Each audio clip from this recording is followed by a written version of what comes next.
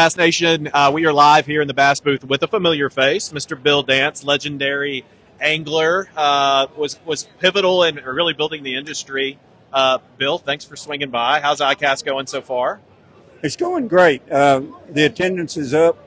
I can't get very far through the aisles, but I try to get back, to visit our sponsors like you, and but it's going great.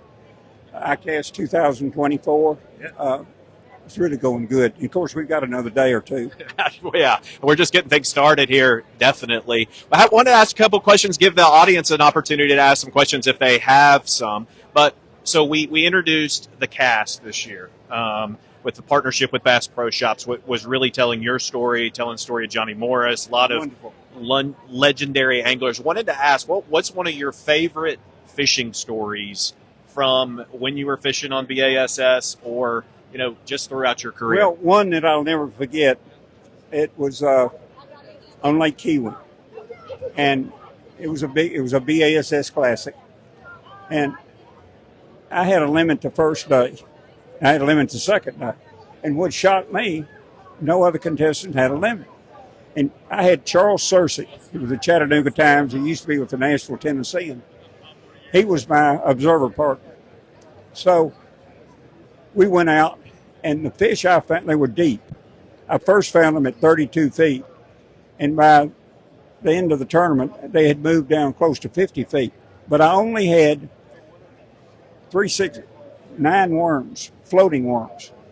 So I started looking for deep fish with a egg sinker and one of those Bill Jackson floating worms. And by the end of the tournament, with Charlie's help, he'd take a cigarette lighter and fuse them back together, and he'd bolt. That is hot. I said, stick it in the water. And he'd stick it in the water, and he'd go, oh, yeah. We mended that day, and I caught my limit. So the last day, I had a limit.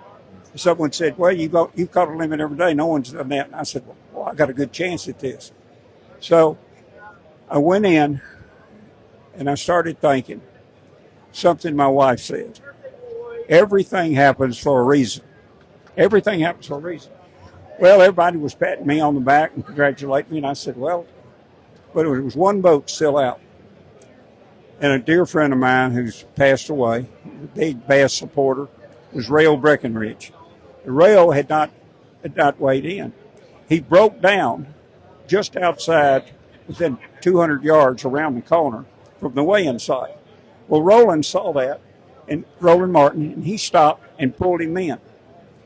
And he weighed in, and I'm sitting there watching, and he beat me by a pound or so.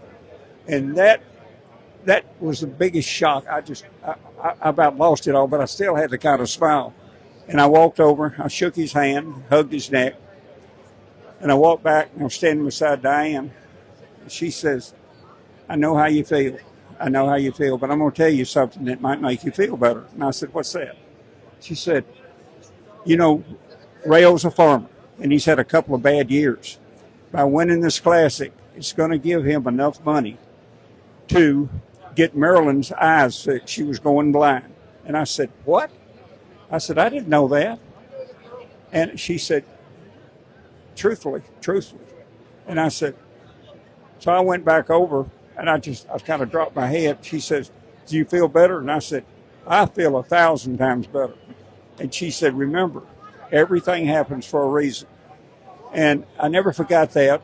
And Rail won it, and good fisherman, a great friend. But that's a story that the closest I ever came to winning a classic. Well, we have the classic trophy here in the booth here.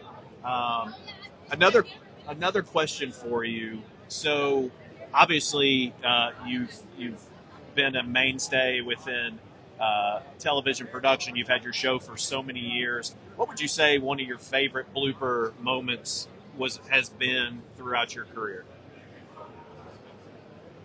There's been a bunch. Yeah, I know. Hitting a bump and going over the front end of a four-wheeler to, golly, there's so many of them. Yeah.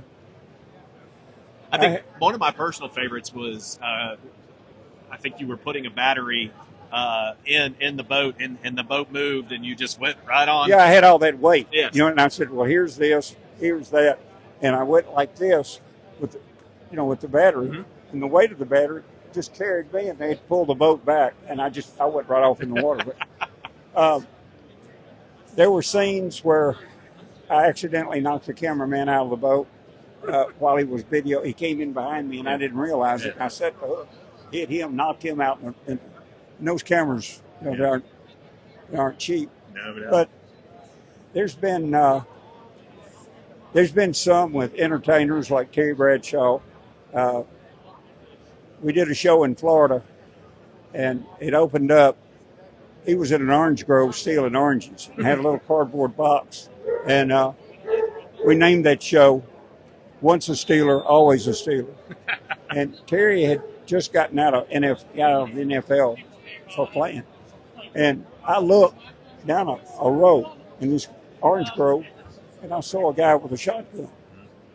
And I went, boom, boom. I backed up. I went, boom, boom. And I motioned to Bradshaw here. And he went, jumping up, getting oranges.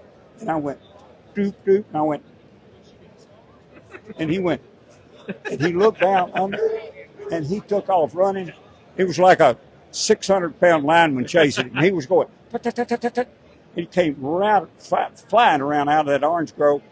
It was a big ditch, and he just threw the oranges up in the air. Boom, boom, jump. We took off, and the farmer ran out. He didn't shoot at us. He just went, boom, boom. He said, that crazy man, he had a gun, Bill. He had a gun. And I said, he would have shot me. I said, I kept telling you, honking. There he was coming to you. And I said, once a stealer, always a stealer. And he said, well, I wasn't stealing. He had thousands of oranges in there.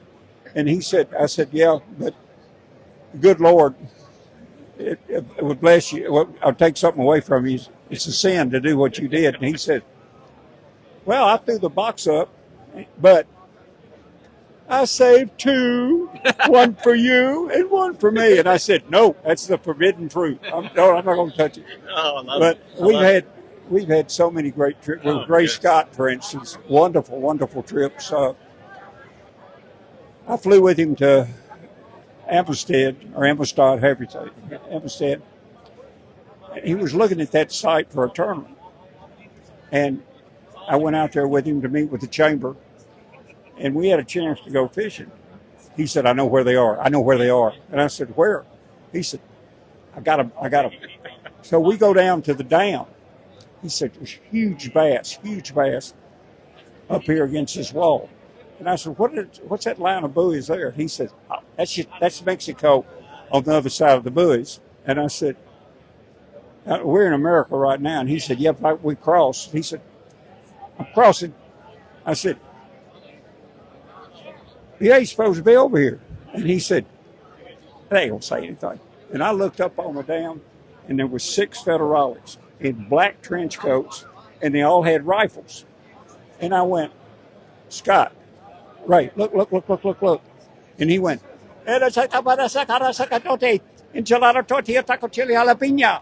he just blabbed run his mouth.